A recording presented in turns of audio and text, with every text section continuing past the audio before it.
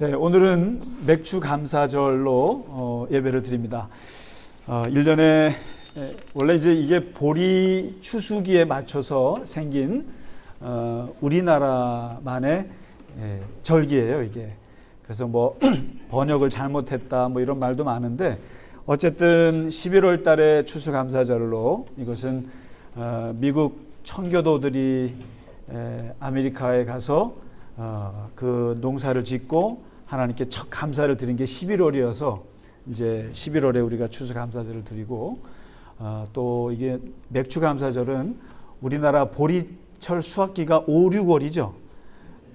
근데 요즘에는 뭐 별로 이 보리를 안 키워서 잘 그런데 거기에 맞춰서 생긴 게 맥주감사절이에요. 그래서 이게 뭐 농사 짓지도 않는데 맞지 않지 않느냐 뭐 말들도 많지만 1년에 2번을 감사절로 드리는 건 나쁘지 않습니다. 그래서 하나님께 감사하는 것은 뭐 너무나 좋은 것이고 그래서 맥주 감사절에 무얼 하나 그랬더니 정선에서 떡이 왔어요. 떡이. 예, 세상에 정선에서 그 떡이 와서 오늘 맥주 감사절에 어떻게 하나 그랬는데 이렇게 됐어요. 그래서 오늘은 이 떡을 같이 나누도록 하겠습니다. 감사합니다. 네, 오늘 우리 지영 양 오랜만에 왔어요. 아유, 반갑습니다. 무엇보다도 나는 저기 수유제일교회 영화부에서 일로 파견 나온 줄 알았어요. 우리 김창래 집사님 딸 하영인가 이름이? 유하죠. 김유하 양을 환영합니다.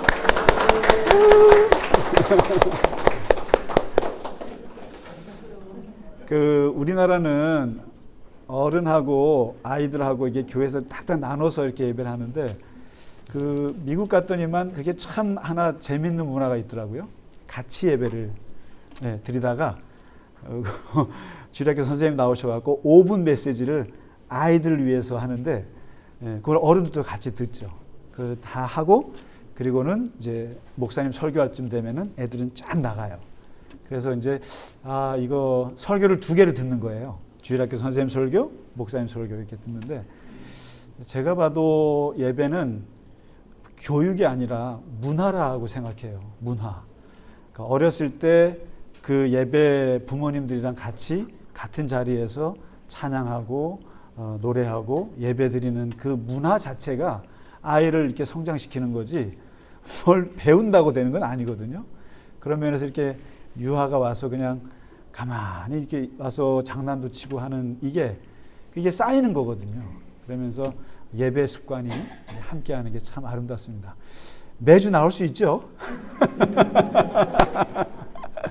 과도한 프레스를 제가 한 것 같습니다. 하여튼 너무너무 반갑고 좋습니다. 오랜만에 왔습니다. 그리고 이제 여름이 이제 본격적으로 왔는데요. 건강 유의하시기 바라고. 그리고 이제 또 지난주에 또 라면을 우리 권사님의 또 이렇게 헌금을 하셔가지고 쪽방촌에 라면을 나눠줬습니다. 아주 참 기쁘고 엄청나게 큰 라면을 싸게 이게 보니까요 엄청 비싸요. 컵라면을. 그리고 처음에는 그냥 가볍게 생각했어요. 그런데 막상 이렇게 알아보니까 또 굉장히 라면이 비싸기도 하거니와 또 쪽방촌에 우리는 한 박스 6개 드리만 주려고 했어요. 그랬더니 좀 이렇게 표정이 6개 갖고 뭘 먹나 이런 표정. 그래서 12개 2배로 늘어나고 그러면서 이렇게 보니까 한 400박스를 해서 하다 보니까 권사님 그냥 따님 생신이 얼마 안 나셔서 이제 자녀분들이 생신 헌금을 한대요. 어머니한테. 그럼 그거 가지고 이제 드리려고 했던 건데 이게 생각보다 비용이 조금 늘어났어요. 늘어나가지고 무려 150만 원어치 배송비까지. 그래서 제가 트럭이 있었으면 제가 가져왔을 텐데 트럭도 팔고 그래서 배송료 6만 원 내고 이렇게 해서 150만 원이 들었어요. 그래서 우리 권사님이 크게 하시고 조금 모자라는 거는 여러분 겨자 열매에서 조금 썼습니다. 우리 저 예결위원장님께 허락 받았습니다. 그래서 이게 너무들 좋아하시고 아주 이게 큰 라면. 근데 그게 이마트에서는 못 사요, 권사님. 그래도 이게 저 최대한 싼 걸로 해서 저렴하게 공장가로 해서 최대한 많이 갖다 주려고 했는데 다 우리 여러분의 또 수고와 또 헌신으로 이루어진 걸로 믿습니다. 우리 다 같이 권사님께도 감사드리고 우리 모두에게 감사드립니다.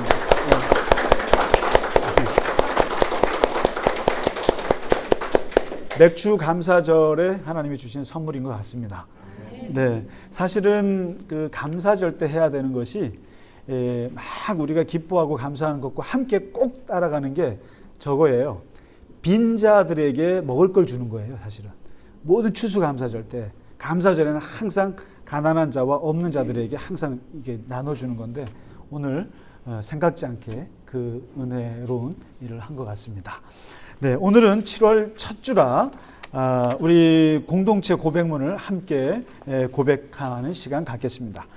바라기는 이것이 우리의 율법이 되지 않고 복음이 되었으면 정말 좋겠습니다. 은혜가 되는 마음으로 같이 고백하겠습니다. 삼위일체 우리는 하나님을 하늘에 계신 우리 아버지로 예수님을 우리를 구원하신 그리스도로 성령님을 우리 안에 역사하시는 보혜사로 고백합니다. 교회 예수 그리스도는 교회의 머리이시고 우리는 그의 몸이며 교회에게 하늘문을 여는 천국 열쇠와 음부의 권세를 이기는 능력을 주셨음을 믿습니다. 예배 우리는 참된 예배자를 찾으시는 아버지 하나님께 영과 진리로 예배합니다. 말씀 우리는 너그럽고 간절한 마음으로 말씀을 받고 이것이 그러한가 하여 날마다 성경을 읽고 묵상합니다. 기도 우리는 은밀한 중에 보시고 갚으시는 아버지 하나님께 은밀하고 간절하게 기도합니다. 나눔 우리는 한 마음과 한 뜻으로 하나님의 말씀과 삶을 나누며 물질을 나누고 기쁨과 슬픔을 함께 나눕니다. 섬김 우리는 오른손이 하는 것을 왼손이 모르게 섬기며 오직 하나님만이 인정해 주시기만을 소망합니다. 겸손 우리는 겸손함이 하나님의 사랑을 입으며 낮아짐이 천국에서 높아지는 길임을 항상 기억합니다. 선교 우리는 헌금의 10%를 교회 안과 밖의 구제와 선교를 위한 겨자나무 열매 기금으로 사용합니다. 포용 우리는 새로운 가족을 환대하며 차별 없이 사랑함으로 하나님 나라의 아름다운 숲을 가꿉니다. 아멘. 네, 우리 시간 하나님께 준비한 찬양 올려드리겠습니다.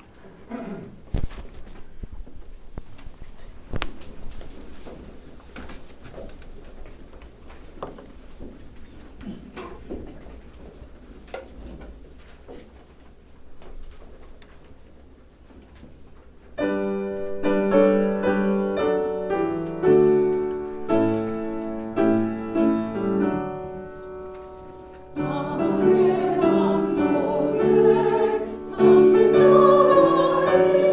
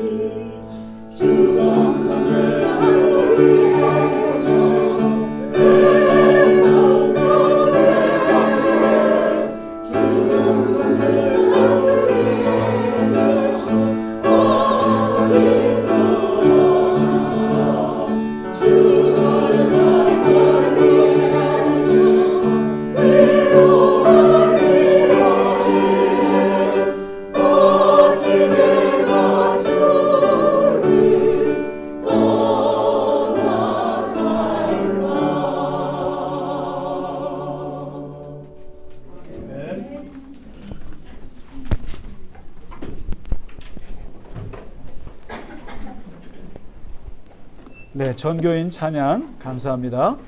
네, 오늘 우리에게 주신 하나님 말씀은 누가복음 9장이 되겠습니다.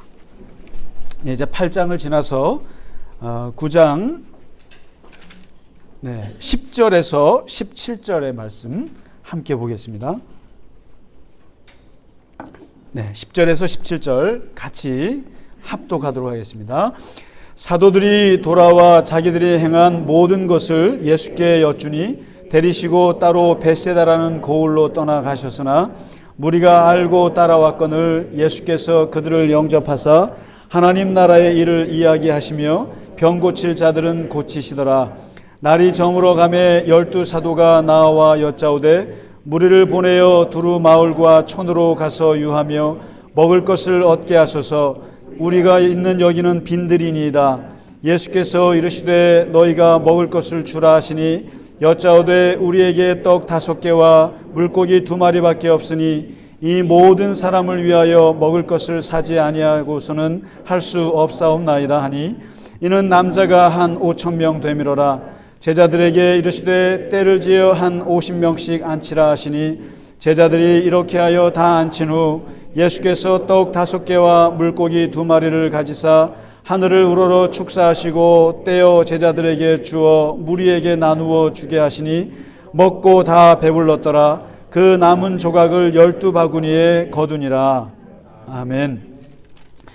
누가복음 9장은 이제 예수님께서 본격적으로 제자들을 이제 훈련을 시키셔가지고 파송하는 장면이 나와요. 누가복음에는 예수님의 제자가 12명만 나오는 것이 아니라 70명까지 있었을 때가 있었어요. 그래서 예수님이 이제 2번에 걸쳐서 파송하시는 장면이 9장의 초반에 나오는데 파송하면서 하셨던 메시지는 워낙 유명하고 중요한 메시지라 그게 뒷부분에 70명 파송할 때 또 나와요. 그래서 그때는 그때 다루도록 하고요. 이제 예수님께서 제자들에게 이렇게 그 병을 고쳐주는 능력도 주시고 또 복음을 하나님 나라의 일을 이제 전파하게 하시다 보니까 이게 이제 여러분 그렇잖아요. 전국에 퍼져 나가서 12명이 그 갈릴리 지역을 막 전도하고 막 그러니까 기적이 일어나고 그러니까 이제 막 소문이 날 거 아닙니까? 그러니까 어떤 일이 생겼냐면은 여기 헤롯 안디바스가 나와요. 헤롯 안디바스가 그 지역 관할하는 분봉왕인데 이 사람이 그 예수님의 활동을 보고 두려움에 빠져요.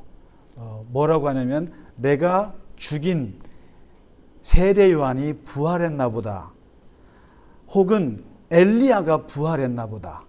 그러면서 굉장히 부담을 가졌다는 장면이 나와요. 이 말은 이제 예수님의 이 사역이 이제 점점점 갈릴리를 거쳐서 점점점 유대 지방으로 퍼져 나갔다는 얘기예요.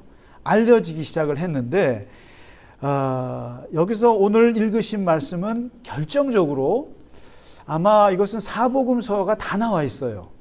우리가 이게 사복음서가 다 나와 있다는 얘기는 굉장히 의미 있고 기억할 만한 일이기도 해서 그래요. 그것이 뭐냐면은 오늘 오병이어의 기적 사건이에요. 다른 데는 장소가 안 나오는데 오늘 누가복음은 이 벳세다에서 이제 제자들에게 이제 같이 이제 그 제자들이 한번 전도하고 돌아왔잖아요.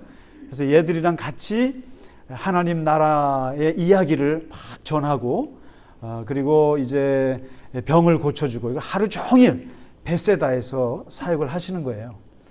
여러분 이 벳세다가 한번 정말 언젠가 이 갈릴리만 한 일주일 가봤으면 좋겠어요. 근데 지난번에 교회 여러분이 가라 그래가지고 억지로 한번 갔잖아요. 제가 갔는데 그 벳세다라는 곳에서 제가 그 카톨릭의 이제 신부님, 그 카톨릭 대학교 교수님을 만나서 그분이랑 벳세다에서 호숫가를 보면서 한 2시간을 이렇게 대화한 적이 있어요. 참 그걸 잊을 수가 없는데 그래서 그 교수님하고 뭐 별의별 얘기를 다 했어요. 제일 재밌던 게 뭐냐면 사제들은 월급을 얼마씩 받습니까? 목사는 월급 얼마 받습니까? 이런 얘기. 뭐 사제 목사끼리만 할 수 있는 얘기죠. 뭐 그런 얘기 저런 얘기 이제 했던 그게 베세다였는데 그 갈릴리 북쪽에 있는 그 마을이에요. 근데 거기에서 지금 일어난 사건이에요. 근데 있는데 이게 하루 종일 이제 병 고치는 사역하시고 말씀을 가르치는 사역하시고 이게 너무 많이 하다 보니까 이게 날이 저물었단 말이에요. 날이 저물어서 이제 돌아가긴 돌아가야 되는데 이제 어떻게 해야 되나라는 상황이 이제 벌어진 거죠. 이때 제자들이 오늘 12절에 보면 예수님께 이런 말을 해요. 무리를 빨리 돌려보내십시오. 큰일 납니다. 마을과 촌으로 가서 거기서 자든지 거기서 숙박을 하든지 그렇게 하고 거기서 알아서 먹게 하셔야 합니다. 그리고 우리가 있는 여기는 빈들입니다. 빈들입니다. 그러니까 여기에서 계속 있다가는 사람들 다 굶고 낮에 받았던 은혜 다 그냥 없어집니다. 아무리 하나님 나라 은혜 말씀 좋은 뭐예요? 배고픈데. 그래서 금강선도 식후경이고 하나님 말씀도 식후경인가요? 식전형인가요? 이게 뭘 먹어야죠. 그래서 항상 우리는 예배 드리고 뭘 합니까? 밥을 먹잖아요. 여러분 만약에 예배만 드리고 여러분 알아서 가서 밥 드시고 하세요. 그러면 어떻게 해요? 참 그 공동체 별로 좋은 공동체 아니에요. 근데 예수님도 마찬가지 하루 종일 말씀 전하고 병 고쳐줬어요. 그럼 마지막으로 밥으로 덮어줘야죠. 이게 먹는 걸로 덮어야 이게 은혜가 이게 참 이게 채워지는 건데 이게 배고픈데 그러면서 하는 말이 여기는 빈들입니다라는 이 빈들이라는 말이 출애굽기를 떠오르는 말이에요. 이게 출애굽의 그 광야 40년 그 빈들입니다. 우리가 빈들이라 그러면은 이거는 전혀 여기엔 편의점도 없고 슈퍼도 없고 마트도 없고 병원도 없고 그 어떤 인프라가 없는 곳이 빈들이에요. 그리고 거기에는 누구를 찾아가서 잘 것도 없고 아무것도 없는 곳이 빈들인데 항상 하나님의 기적과 하나님의 역사는 빈들에서 이루어져요. 광야라는 곳에서 이루어지는데 오늘 제자들이 고백 잘했죠. 여기는 빈들입니다. 아무것도 없습니다. 아무것도 할 수 있는 것이 없습니다. 할 수 있는 건 뭡니까? 빨리 집에 돌아가. 빨리 집에 가는 수밖에 없습니다. 여기서 괜히. 그런데 이 제자들의 얘기에 예수님께서 하신 엉뚱한 말씀이에요. 아주 놀라운 어떻게 보면 화두를 던지시는데 너희가 먹을 것을 주라. 야, 너희가 먹을 것을 주라.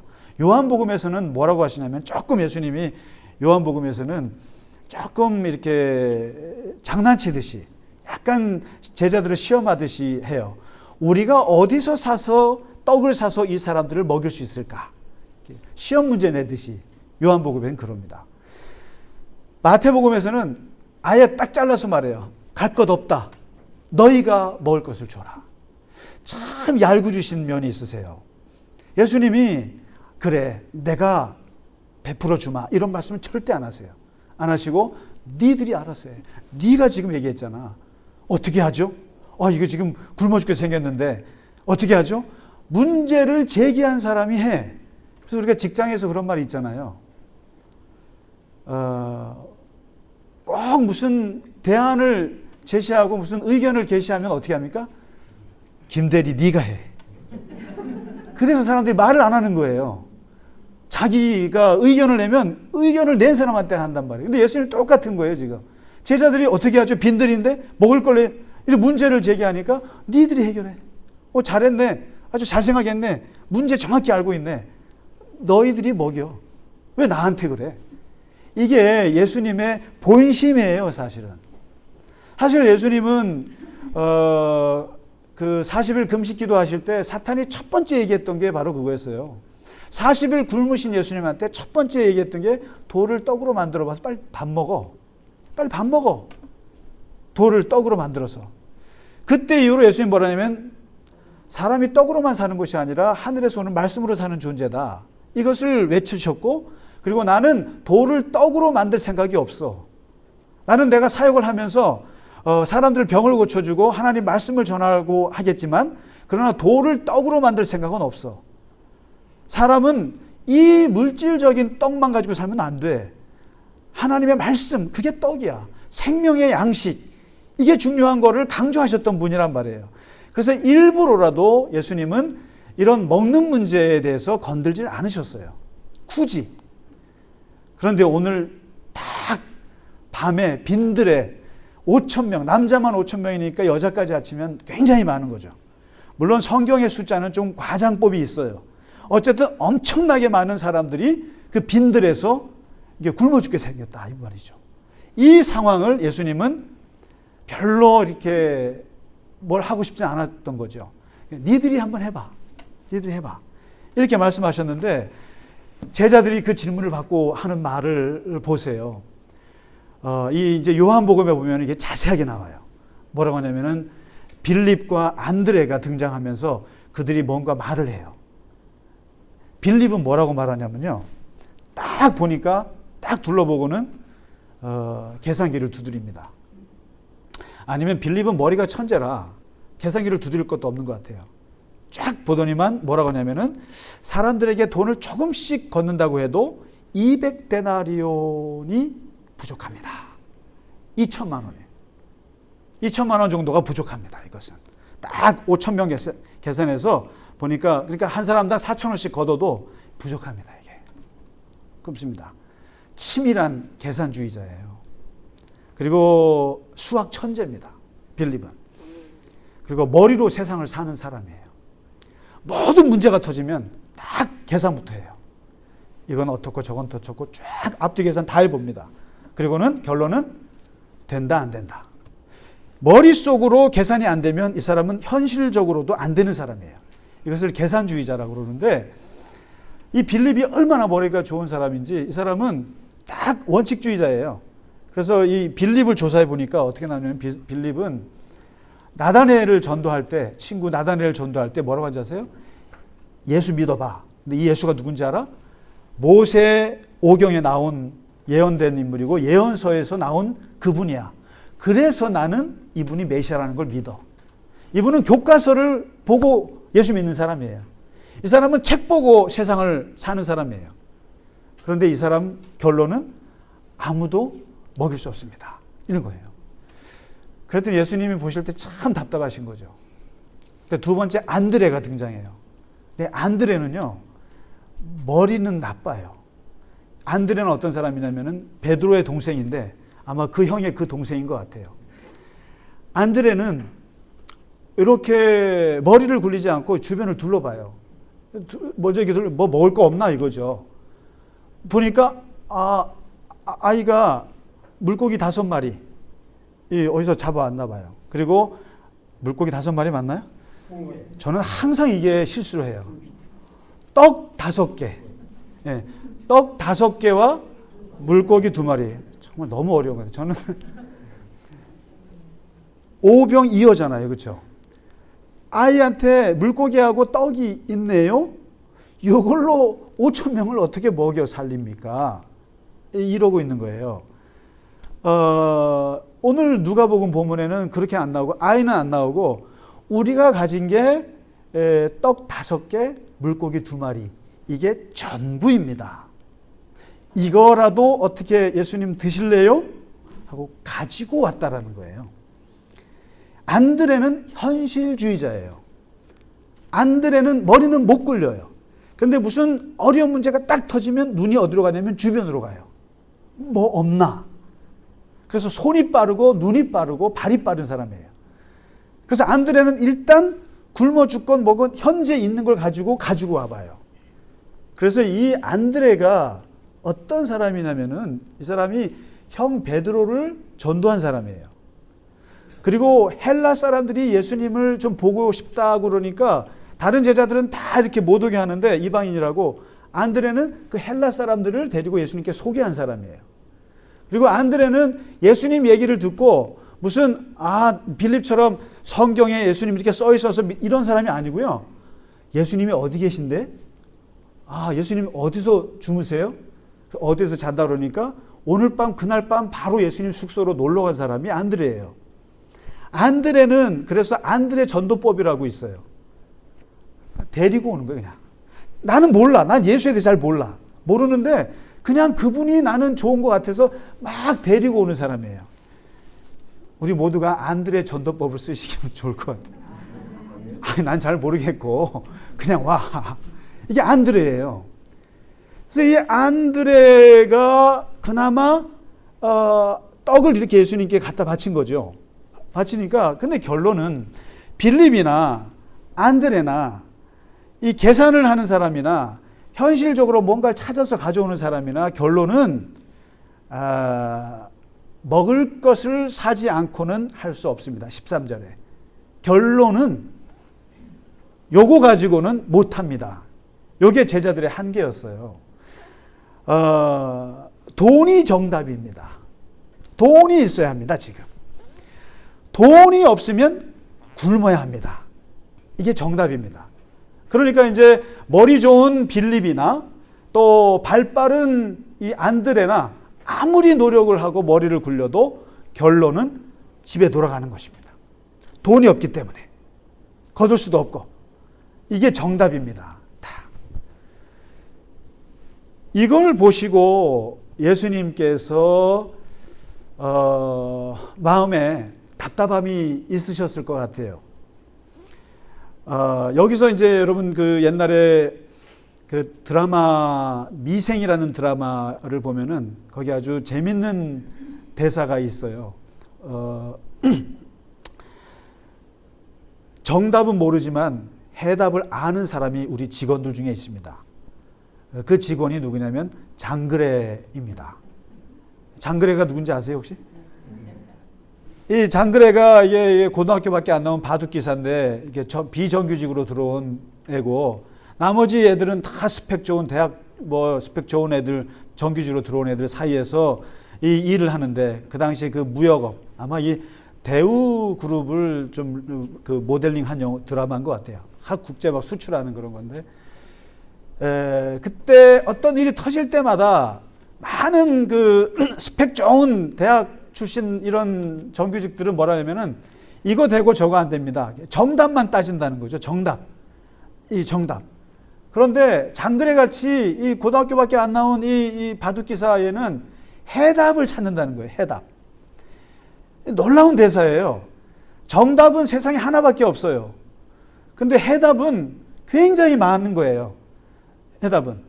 정답이라고 하는 것은 이것이 옳으냐, 그르냐, 틀리냐, 맞냐. 그러니까 둘 중에 하나만 고르는 게 정답이에요. 딱 이거 정해져 있어요. 교과서를 보면 알 수 있는 거예요. 근데 해답은 이것도 옳고 저것도 옳을 수가 있는 거예요.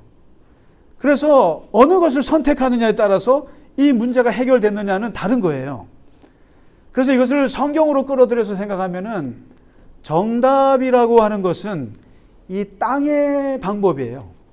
이 땅에는 경계가 있기 때문에 이것 아니면 저것이에요. 둘 중에 하나 골라 잡아야 되는 거라는 거예요. 근데 해답은 하늘의 방법이에요. 하늘에는 경계가 없기 때문에 여기도 가능하고 저기도 가능한 거예요.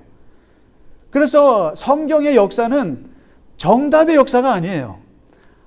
해답의 역사예요. 하나님께서 모세를 부르셨을 때 모세에게 그랬어요. 너 이스라엘을 좀 구원 좀 해야겠다. 이스라엘을 좀 노예에서 해방해서 좀 새로운 가나안 땅으로 끌고 가야겠다. 내가 너를 좀 시켜야겠다. 그랬더니 모세가 뭐라고 합니까? 내가 누구 간데 갑니까? 나는 살인자지요. 나는 도망자지요. 나는 처가살이 40년째 그리고 나는 양치기에 불과하죠. 나이 80이 된 늙은이죠. 이게 정답이에요. 그러면 이 결론은 뭐예요? 난 또 지금 그 이집트 말 다 까먹었죠? 현실적으로 정확하게 자기 분석을 했어요. 그런데 하나님의 해답은 네 손에 있는 게 무엇이냐? 지팡이인데요. 지팡이가 뱀이 되고 지팡이가 막 움직이고 역사하는 거죠. 그리고 너 말 못한다 그랬지? 네 형 아론 말 잘하잖아? 통역사로 세워. 하나님의 해답이었어요. 네가 말 못하면 딴 사람 세우면 되지. 네가 굳이 뭐 영어 못한다고 해서 꿀릴 게 뭐가 있어. 통역하는 사람 세우면 되는 거고 해답은 여러 가지인 거예요. 그때 이후부터 출애굽기에 보시면은 완전히 해답의 역사예요. 홍해 앞에 딱 섰을 때 많은 사람 생각했죠. 앞에는 바다, 뒤에는 애국 군대. 그러면 이퀄 죽음.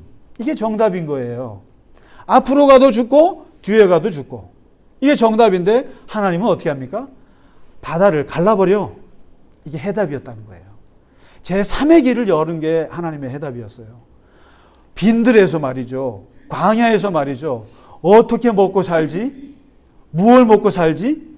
아무것도 없는데 이럴 때 어떻게 합니까? 그러면은 정답은 뭐예요? 굶어 죽는 것이 정답이에요. 근데 하나님의 해답은 하늘에서 메추라기가 떨어지고 땅에서 만나가 솟아나는 거죠. 이건 하나님의 해답이었어요. 낮에 너무 뜨거워요. 밤에는 너무 추워요. 낮에는 뜨거워서 죽을 것 같고 밤에는 추워서 죽을 것 같아요. 이거 어떻게 하지? 정답은 추워 죽고 더워 죽는 거예요. 그런데 해답은 낮에는 구름 기둥으로 그늘이 돼서 시원하고 밤에는 불 기둥이 돼서 난로가 돼서 따뜻하게 해주는 게 하나님께서 빈들에서 역사하셨던 하나님의 해답이었어요. 모든 성경의 하나님의 기적의 역사들은 다 이런 해답의 역사예요. 인간들은 이 정답밖에 몰라요. 이것밖에 모르는 그 상황에서 하나님은 제3의 길을 여시는데 오늘 예수님께서 제3의 길을 여시기 시작하시는 거예요. 오늘 보시면 14절부터 예수님께서 개입을 하시는데 어떻게 개입을 하시는가? 제일 먼저 중요한 것이 이거예요. 앉으라. 제발 좀 앉으라. 서서 서성거리지 말고 돌아다니지 말고 무슨 돈 거두려고 하지 말고 편의점 찾아가지 말고 식당 찾지 말고 그냥 가만히 앉으라. 이 성경에서 앉으라라고 하는 말은 굉장히 영적인 단어예요. 이게 의미 있는 단어인데 호렙산 떨기나무에 그 모세가 딱 섰을 때 하나님이 하신 말씀이 네 신발을 벗으라. 신발을 벗으라. 시편 37편에 뭐라고 얘기를 하냐면은 여호와 앞에서 잠잠하고 참고 기다리라. 이게 뭡니까? 참고 기다리려면 앉아야 돼요. 앉아서 기다려야 돼요. 서서는 돌아다녀야 됩니다. 못 참아요. 앉아야만 참을 수 있어요. 가만히 하나님 기다리라. 전도서 3장에서는 너는 하나님의 집에 들어갈 때 내 발을 삼갈지어다. 신발을 벗으라는 거예요. 신발을 벗는다는 얘기는 여러분 한번 지금 신발 한번 벗어보실래요? 움직이지 말라는 뜻이에요. 신발을 벗는다는 얘기는 이 공간 외를 벗어나서는 안 된다는 얘기예요. 못 벗어난다는 얘기예요. 너는 하나님 앞에서 함부로 입을 열지 말고 급한 마음으로 말을 내지 말라. 예수님께서 앉으라. 설치지 말고 앉으라. 가만히 앉으라. 하나님의 기적의 시작은 앉아있을 때 시작이 됩니다. 그렇게 발버둥을 치다가도 그렇게 물고기가 어디 있나 떡이 어디 있나 찾아 헤매다가도 한계 상황에 접어들어서 하나님 저는 못합니다 하고 딱 주저앉았을 때 그때 역사가 일어나는 거예요. 여러분 이런 말이 있어요. 저도 최근에 들은 말인데 아이고 죽겠다. 아이고 죽겠다. 아파가지고 돌아가시는 분인데 아이고 죽겠다. 근데 목사님이세요. 아이고 죽겠다. 아이고 죽겠다. 아들 앞에서. 아들도 목사인데 아이고 죽겠다. 죽겠다 하니까 이게 너무 은혜가 안 된다는 거예요. 그래서 사람에서 이 부정적인 언어가 부정적인 현실을 만들잖아요. 그래서 아이고 죽겠다. 죽겠다 하는데 아무리 생각해도 이거는 해서는 안 된 말인 것 같아서 말을 바꿨대요. 뭐라고 바꾼지 아세요? 아이고 살겠다? 아니요. 아이고 죽게 있다. 아이고 죽게 있다. 너무 그럴듯하지 않아요? 아이고 죽게 있다. 아이고 죽게 있다. 아이고 죽겠다와 아이고 죽게 있다는 전혀 다른 얘기죠. 아이고 죽게 있다. 이제 앞으로는 모든 걸 아이고 죽게 있다 하러 가세요. 아프시면. 저도 그렇게 하려고요. 교회 때문에 진짜 아이고 죽게 있다. 아유 그 집사님 때문에 아이고 죽게 있다. 이런 식으로. 근데 오늘 앉으라라고 하는 말이 아이고 죽겠다와 함께 아이고 죽게 있다예요. 그러니까 나는 죽는 거고 하나님께 모든 것을 맡기는 이게 아이고 죽게 있다예요. 앉으라. 하나님을 향해서 모든 것을 다 맡기는 거죠. 그런 상황에서 그 다음에 예수님께서 두 번째 큰 행위를 하시는데 이게 이제 예수님께서 최초로 우리에게 보여주신 성찬의 집례를 보여주세요. 바로 이 장면에서 이제 성찬식이 등장합니다. 여러분, 우리가 예수님이 죽기 전에 마지막 만찬할 때 예수님이 성찬식을 했다 생각하시는데 실제로 예수님의 성찬한 행위는 오늘 이 빈들에서 이루어진 거예요. 이거예요. 그래서 이것을 목사들이 집례할 때 그대로 따라하는데 떡과 물고기를 가지사 이렇게 테이크 하시다. 가지사 축사하시고 하늘 우러러 축사하시고 땡스 기빙 하시고 하나님께 감사하시고 이것을 떼어서 이렇게 브레이킹 이렇게 부숴서 그리고 제자들에게 나누어 주시니라. 기빙. 이게 여러분 성찬할 때 목사들이 하는 거 아니에요? 예수님께서 떡을 떼사 하나님께 감사하시고 그리고 이것을 부수셔서 나누어 주셨노라. 이게 성찬의 네 가지 동작 아니겠어요? 예수님께서 이것을 오늘 빈들에서 그 5천 명이 넘는 사람들 앞에서 이것을 하시는 거예요. 그러면 이 예수님의 모습 속에서 이 기적의 하늘을 움직이는 이 기적의 포인트는 뭘까? 도대체 하늘의 기적을 불러일으키는 중요한 예수님의 행동은 뭘까요? 이 음식을 가지고 하늘로 들었다라는 거예요. 높이 들고 하늘을 우러러 감사하셨다는 거예요. 감사하셨다는 거죠. 유일하게 오병이어의 기적을 알 수 있는 방법은 없어요. 없는데 한 가지 있다면 바로 예수님께서 이 물고기와 떡을 들고 하늘을 향해서 감사했다라는 거예요. 모든 기적은 감사에서 나온다라는 거예요, 사실은.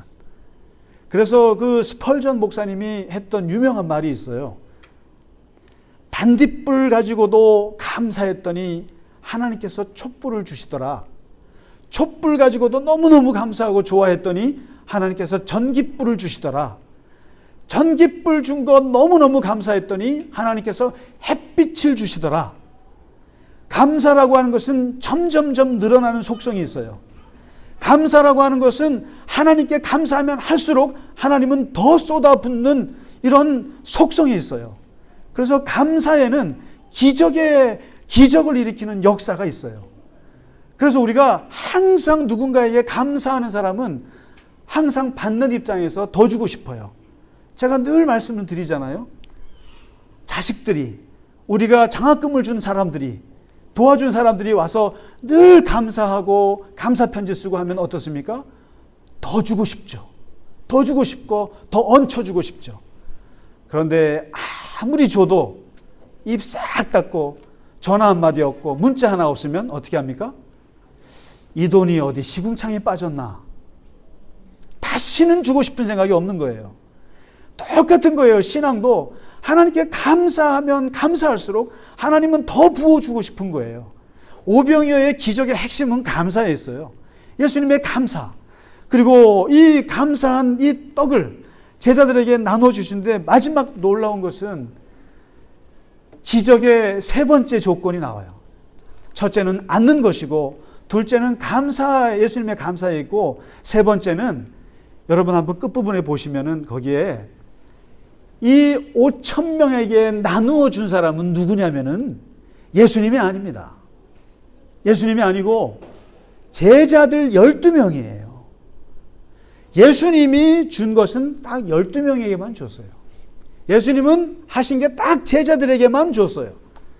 나머지 5천 명, 6천 명, 7천 명이 되는 많은 사람들에게는 누가 주냐면은 제자들이 일일이 다 나누어 주는데 이때는 share giving, 나누어 주는 것은 제자들이었어요.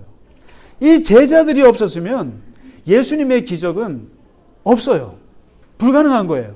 5,000명을 무슨 수로 예수님께서 나눠주십니까? 제자들이 12명, 50명씩 그룹으로 100개 조로 나누어서 다 12명이 달려가면서 줍니다. 이게 뭘 말하냐면은 기적은 결코 하나님 홀로 이루시는 역사가 아니라는 거예요.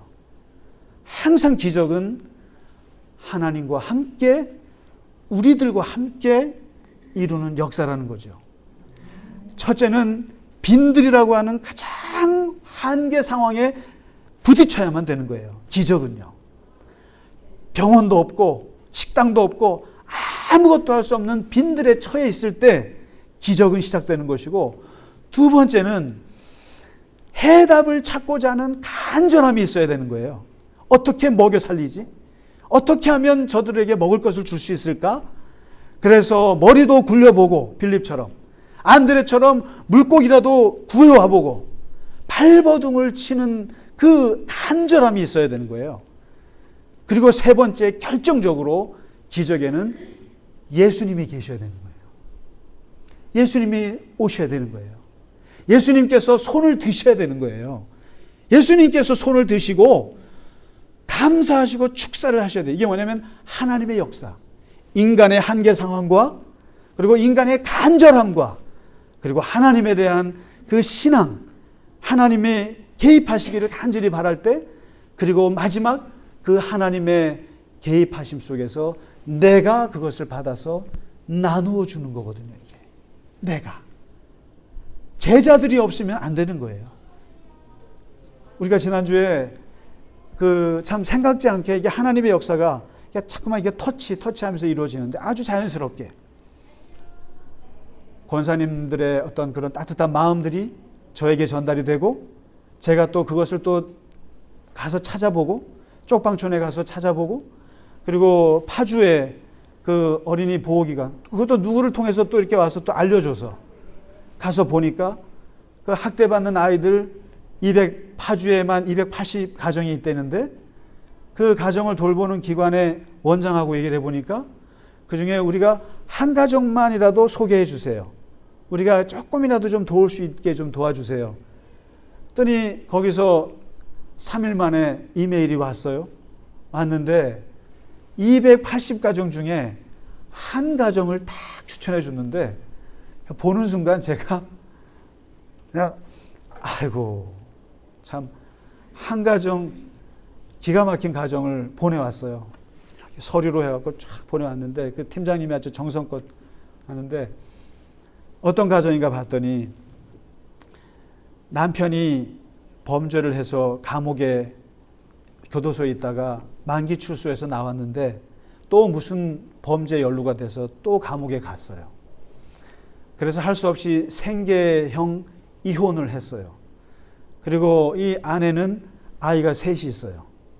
아이가 초등학교 6학년, 초등학교 4학년, 초등학교 1학년 세 아이를 키우고 있는데, 어디서 돈 나올 데가 없으니까 12시간 식당에서 비정규직으로 엄마는 일을 해요. 일을 하고 사는 데는 그 LH 전세 임대 상가 4층에 있는 조그만 집에서 4명이서 살고 있는데, 거기도 이제 나가라 그래가지고 지금 나가야 되는데 돈을 조금 모아가지고 조금 좀 나은 데를 가려고 했는데 택도 없고, 택이 아니라 턱도 없고, 그런 상황에서 아이들을 셋을 하고, 막내 아이는 너무 어리니까 엄마가 12시간 나간 사이에 이제 뭐 언니하고 오빠가 이렇게 챙겨주고 하는데, 거기다가 이 막내 아이는 먹지를 제대로 못해가지고 이빨이 썩어가지고요, 4개가 다 날아가고. 그래서 이제 요약하면 그거예요. 매달 공과금이라도 좀 낼 수 있으면 좋겠다. 공과금이 밀려서 이제 전기가 끊기기도 하고 그러니까요. 그리고 이제 아이 치과 치료를 좀 했으면 좋겠다. 그 다음에 이제 주거 문제가 심각하다. 이제 이런 가정을 추천해 줬어요. 그러니까 이걸 어떻게 할까? 뭐 저야말로 안드레 같은 심정이죠. 빌립 같은 심정이죠. 뻔한 거죠. 그때 이제 우리 권사님 한 분이 매달 생활비를 10만 원씩 그래도 보내드리겠다. 그래서 이제 그 얘기를 드렸어요. 그리고 10만 원도 굉장히 큰 건 거 아시죠? 그 아이들에게 너무 고마워하는 거예요. 그래서 이제 월요일부터 보내려고 그래요. 보내고 치과 치료를 좀 받게 하고 싶은데 어떻게 해야 되나. 그래서 이제 머릿속에 빌립과 같이 제가 아는 치과 의사들 다 떠오른 거예요. 심지어는 우리 박 집사님 저게 얘기해줬던 의사 선생님도 떠오르고 별의별 치과 의사 선생님도 다 떠오른 거예요. 좀 도와줄 사람 없을까? 아유, 저긴 거리가 너무 먼데. 그러면 치과 치료비를, 그래서 제가 물어봐서 치과 치료비가 얼마나 드느냐 좀 알아봐 달라. 뭐 이런저런 할 수 있는 것은 다 마음이 아프니까. 그러면서 뭐냐면 오늘 이거예요. 이 기독교는요 저기 산에 들어가는 절이 아니에요. 교회는요 시장 속에 있는 거예요. 다시 말해서 현실의 종교라고요. 다시 말해서 기독교는 예수님께서 먹고 자고 일하고 돈 벌고 사는 문제에 굉장히 많은 관심을 갖고 있는 게 기독교예요. 예수님의 그 비유 속에 보면 달란트 비유나 보화 비유나 진주 비유나 포도원 품꾼 비유나 그리고 씨 뿌리는 비유나 전부 다 먹고 사는 문제예요. 다. 마치 무슨 뭐 저 천상에 있는 것들을 예수님이 말씀하시지 않으세요. 바로 우리의 삶의 문제를 가지고 예수님께서 얘기하시고 그거 갖고 풀으시고 돈 얘기하시고 그러시는 거거든요.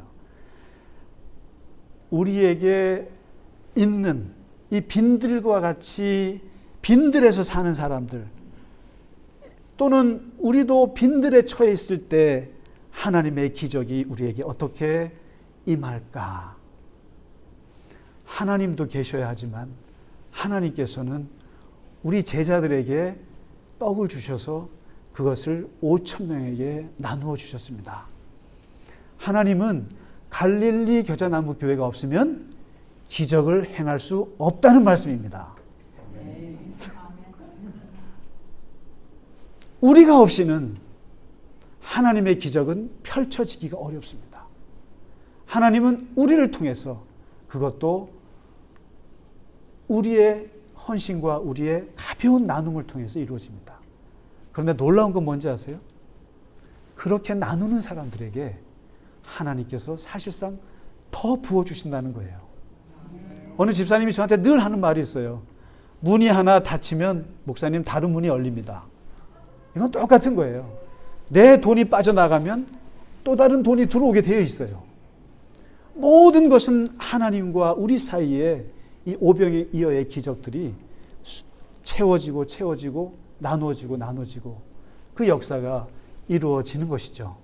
저는 다시 한번 맥주 감사절을 통해서 우리 교회가 부족하지만 아주 부족하지만 그러한 마음들이 이루어져서 그렇게 쪽방촌에 라면 400박스 갖다 주니까 전 너무 기뻐요.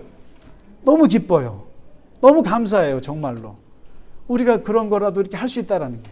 그리고 저 파주에 있는 그 어렵게 사는 가정에 한 달에 10만 원이라도 보낼 수 있는 건 너무너무 기쁘고 너무너무 기뻐요. 여러분 뭐 몇백 명을 먹여 살리고 몇천 명을 먹여 살리면 기쁘시겠어요? 아니에요. 우리가 할 수 있는 그 작은 나눔들 때문에 하나님의 기적이 오늘 우리를 통해서 이루어지고 그것 때문에 하나님께서 우리 교회를 지켜주시고 우리 교회를 더욱더 잘하게 하실 줄 믿습니다. 아멘. 말씀이 길어서 죄송합니다. 네, 하나님께 찬양 드리고 예배 마치겠습니다. 찬양하라 내 영혼아.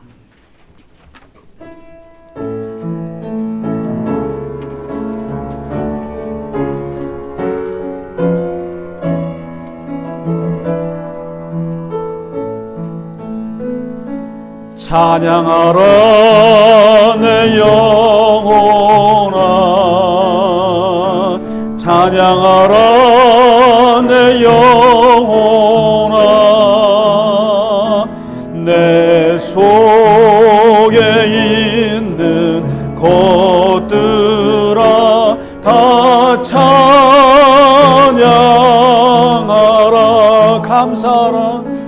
감사하라 내 영혼아 감사하라 내 영혼아 내 속에 있는 것들아 다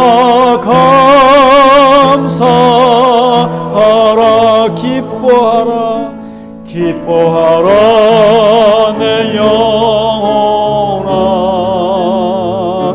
기뻐하라 내 영혼아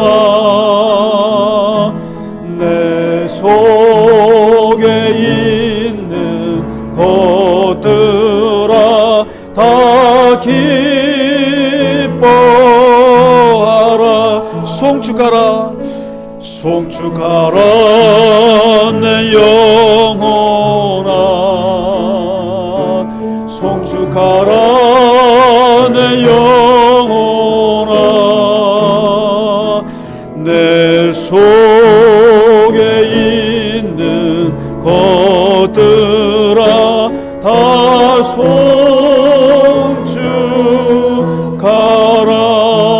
송축하라. 빈들에 서 있는 우리들에게 죽지 않게 하시고 하늘의 문을 여셔서 그 수많은 당신의 백성들을 먹이신 주님의 은혜를 오늘 저희가 기억하고 감사합니다.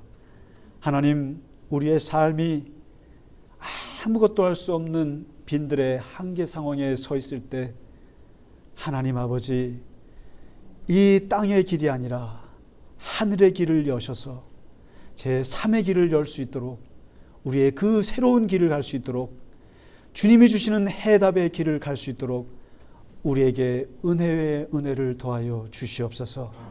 하나님, 우리는 아무것도 할 수 없을 때 하나님께서 우리에게 큰 풍성한 은혜를 베풀어 주셔서 삶의 소망을 주시고 삶의 희망을 주시고 생명을 주셔서 하나님, 우리가 굳건하게 이 세상을 살아갈 수 있도록 하나님 도와주시옵소서.